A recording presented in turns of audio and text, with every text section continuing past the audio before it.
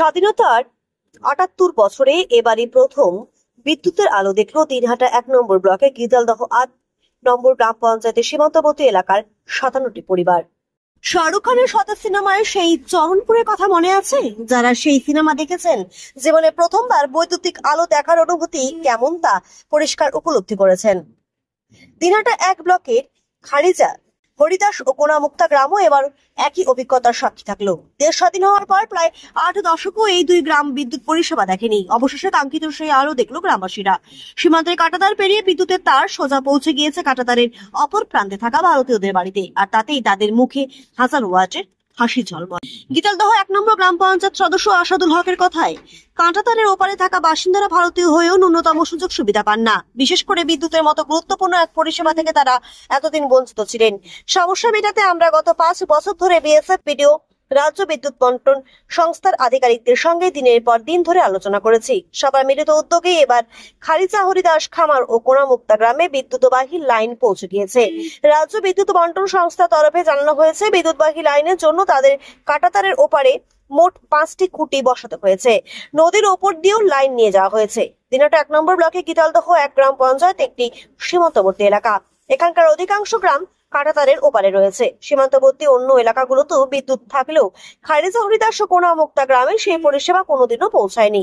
তবে এবারে পরিস্থিতি বদলানোয় সবাই খুশি। খুব ভালো লাগলো। এখন তো আর কোনো অসুবিধা নেই? না, এখন অসুবিধা নেই। আচ্ছা, আগে যখন কারেন্ট ছিল না, কি কি অসুবিধা হতো?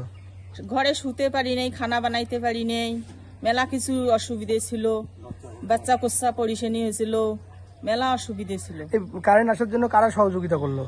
পঞ্চায়েত ছিল, ১ নম্বর অঞ্চলের পঞ্চায়েত ছিল, ফির আমার বিএসএফের ঘর সহযোগিতা করছে, প্রধান কিছু সহযোগিতা করছে, ওই জন্য আমরা পাচ্ছি। এখন আমরা সবাই খুশিতে আছি।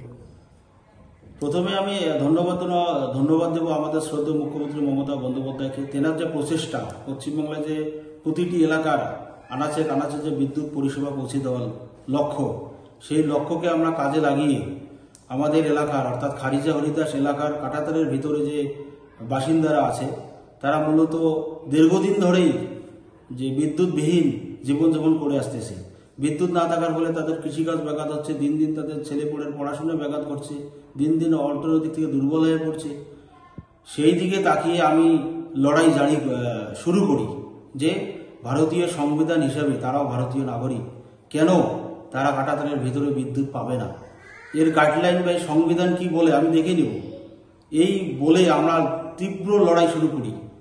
কোথাও বিডিও অফিসের দরবারে যাই, কোথাও যিনি বিদ্যুৎ বিভাগের আধিকারিক আছেন তার কাছে দরবারে যাই, সর্বোপরি আমাদের শ্রদ্ধেয় সাংসদ কোচবিহারের শ্রী জগদীশ চন্দ্র বর্মা বসুনিয়ার কাছেও আমি বিষয়টি অবগত করি।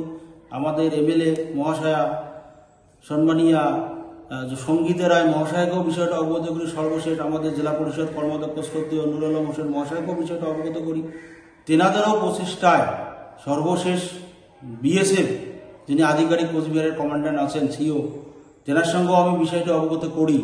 কেন কাঁটাতারের ভিতরে কারেন্ট দেওয়া যাবে না, কোথায় গাইডলাইনে লেখা আছে, কোথায় সংবিধানে লেখা আছে, আমাদেরকে প্রকাশ করতে হবে, না হলে কাঁটাতারের ভিতরে ইলেকট্রিক পৌঁছে দিতেই হবে।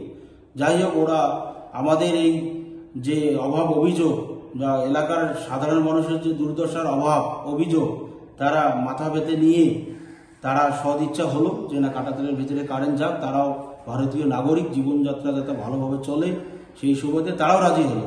তার ফলে আমরা আমাদের এলাকা খারিজা, হরিদাস এলাকার মূলত 2টি গেট, আমরা আপাতত 2 নম্বর গেটের ভিতরে প্রতিটি এলাকায় কারেন্টের কানেকশন আমরা পৌঁছে দিতে পেরেছি। আরও আমাদের লড়াই জারি থাকবে, যেহেতু এখনও আমাদের 1 নম্বর গেটের ভিতরে যে বাসিন্দারা আছে তাদের বাড়িতে এখনও কারেন্ট পৌঁছে দিতে পারেনি।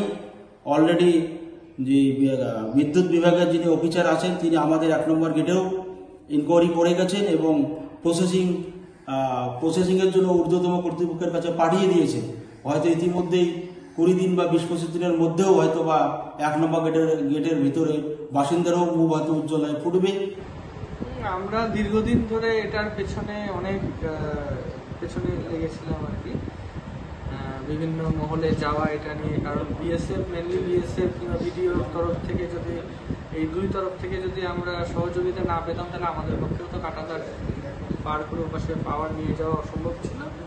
তো বিডিওর তরফ থেকেও যথেষ্ট হেল্প করা হয়েছে, এসডিও সাহেবও যথেষ্ট হেল্প করেছে, বিএসএফরা পারমিশন দিয়েছে, আর আমরা তো আছি, তারপরেই এটা সম্ভব হয়েছে। তবে আমরাও বহু বছর এটার পিছনে লেগেছিলাম, আমরাও অনেক চিঠিপত্র করা যাতে ওরা পাওয়ারটা পায় সেটার জন্য চেষ্টা করেছিলাম। আজকে আমরা দিতে পেরেছি এবং কয়েকটা জায়গায় কাজ আমাদের কমপ্লিট হয়েও গেছে।